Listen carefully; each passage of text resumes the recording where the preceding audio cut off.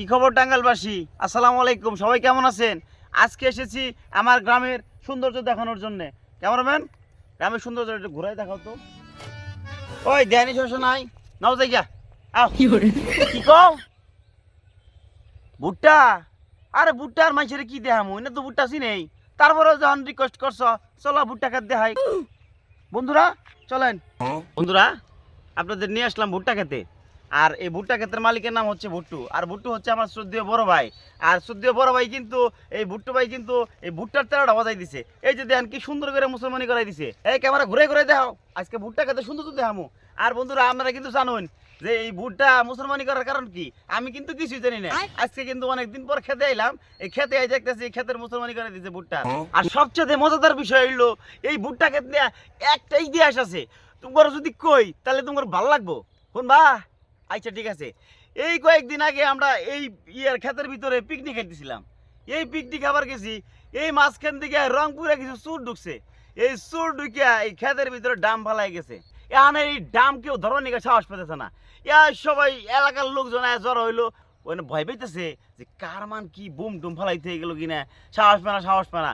পরে এই খাদেম রেডেকে নিয়ে এলো। জন এই খাদেম রেডেকে নিয়ে এলো, বুঝতেই তো পারছেন টাঙ্গাইলে বলা 150 টাকা তোলা, সাহস তো একটু বেশি, তাই না?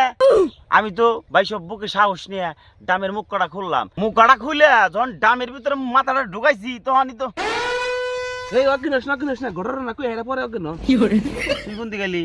তুই যে ঘটনা শুরু করছ তুই ঘটনা শোনার খুব শখ এনে গাত তোর কইতে আগে অজ্ঞানস না ঘটনা কই এর পরে অজ্ঞান ও তুই ঘটনা শুনবে নি গাইছস? আর তাহলে হন, ওই ডামের ভিতরে তো আমি মাথাটা ঢুকাইছি না, মাথাটা ঢুকানোর পরে আমি তো পুরো অজ্ঞান হয়ে গেলাম গা স্যান্ডে। এই খালি গু আর গু। শালার পোলাহান করে এত টাকা খরচ কইরা পিকনিক খেলাম। আর পিকনিক খেলাবার যায় শালার আগামতা করে না কোন জায়গা বানায়। এই ডামের মধ্যে আইগিয়া এই শালার ভুট্টু ভাইয়ের ভুট্টা খেতে ফেলাইতে হয়ে গেছে। আর হেরা চেক করবার পড়ছি আমি হেরা, আমি তো জানি না গুন দে শুধু কথা। এই ঘটনা সেদিনকার রাত্রে তো আমিও আইছিলাম এই কাহিনীর মধ্যে। তাহলে তুই ক তোর এখন কি করবো আমি? যাই কিছু করস আগে মাসে খেত থেকে বাইরে মাসে খেত নষ্ট করান যাব না। ক তাড়াতাড়ি ক তোর কি করবো ক। আগে কলা সার পরে কইতাছি ওই ডামের মধ্যে কালকে আবার আমি আগমু আগে তোকে বাড়ির সামনে ফালাইতে আমি তুই আবার ফালাই দিবি। শালা তোর কিছু বলিনি।